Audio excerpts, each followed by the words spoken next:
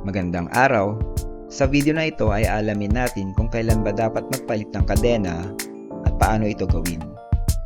Dalawang method ang ating ipapakita. Isa ay gamit ang special tool at isang alternatibo kung wala tayo nito. Ang kadena ay isang consumable na piyesa ng bisikleta. Kasama na rin dito ang chainring at cassette. Mas mabilis ang buhay ng kadena kumpara sa ibang part ng drivetrain. Pero kung mag-wear out ito at hindi natin mapalitan agad, kasama niyang idadamay ang cassette pati ang chainring. At baka sa panahong magpalit na tayo, maaaring kumabyos na ang kadena natin. At kahit anong tono pa ang gawin natin, hindi natin ito maayos.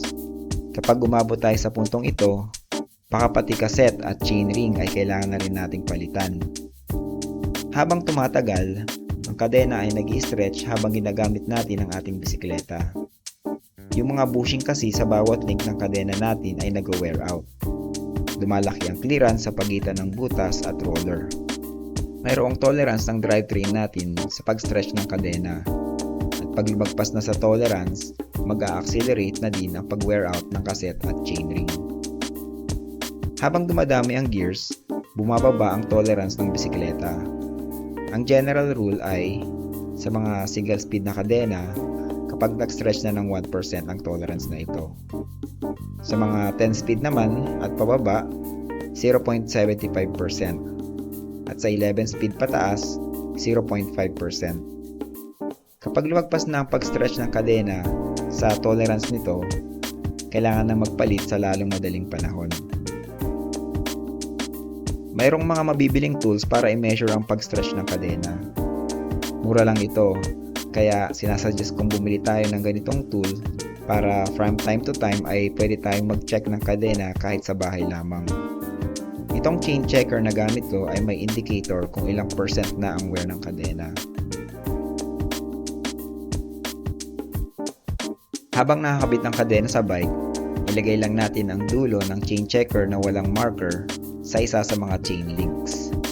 Pagkatapos ay ibaba natin ang kabilang side na may marker. Pwede itong sumut sa isang link completely or hindi, depende sa level ng wear ng kadena natin. Kapag sumut ito completely, walang dudang dapat nang magpalit ng kadena sa lalong madaling panahon. Kung hindi naman, kung bahagya lang itong nakashoot, silipin natin ang marker.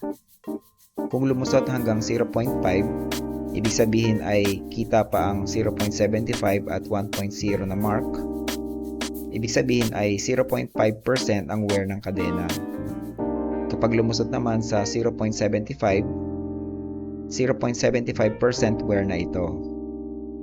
At kung lumusot hanggang 1.0, ibig sabihin ay nag-wear na ang ating kadena ng 1%. Dito sa aking bisikleta na may 11 speed, mayroon na siyang 0.5% wear. Kaya panahon na para magpalit ng kadena. Kung wala man tayong chain checker, mayroon namang rough method para ma-check ang kadena natin. Una ay pwede tayong gumamit ng ruler. Tandaan na ang distance sa pagitan ng dalawang pin ay half inch. Kaya kung itatapat natin ang zero marker ng ating ruler sa isang pin, dapat ay nakatapat pa rin ang 12-inch marker sa isa pang pin. Kung ito ay off ng 1/6 of an inch, panahon na para magpalit. Medyo mahirap ang method na ito para sa akin. Isa pang alternatibo ay habang nasa biggest chainring, hilain natin ang kadena para iangat. Kung malaki na ang gap sa kadena at chainring, palitan na natin ang kadena. Medyo tansyahan nga lang ang method na ito. Pero kahit hindi ito accurate, mas madali pa rin ito kaysa gumamit ng ruler. Kadalasan ng mga tindang kadena ay may mga sobrang links, kaya kailangan pa natin itong putulan. Gagamitin natin na reference ang luma nating kadena. Pagtabihin lang natin sila side by side at makikita na natin kung saan ba dapat ito putulan. Dito, mapapansin talaga natin na humaba na ang ating lumang kadena. Gamit ang chain cutter, putulin natin ang kadena.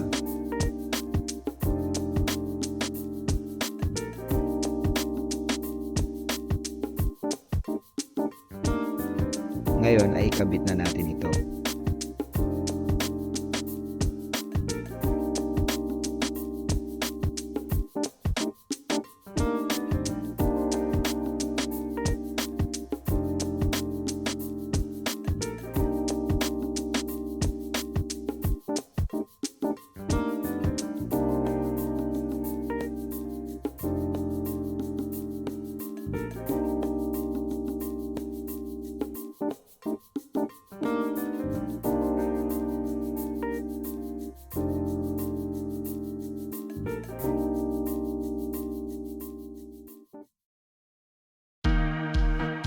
Kung mayroon kayong natutunan o di kaya ay nagustuhan ninyo ang inyong napanood, sana po ay i-like ninyo ang video. At kung hindi pa, mag-subscribe na rin kayo sa aming channel. Malaking tulong ito para makagawa pa tayo ng ganitong video sa susunod. Maraming salamat!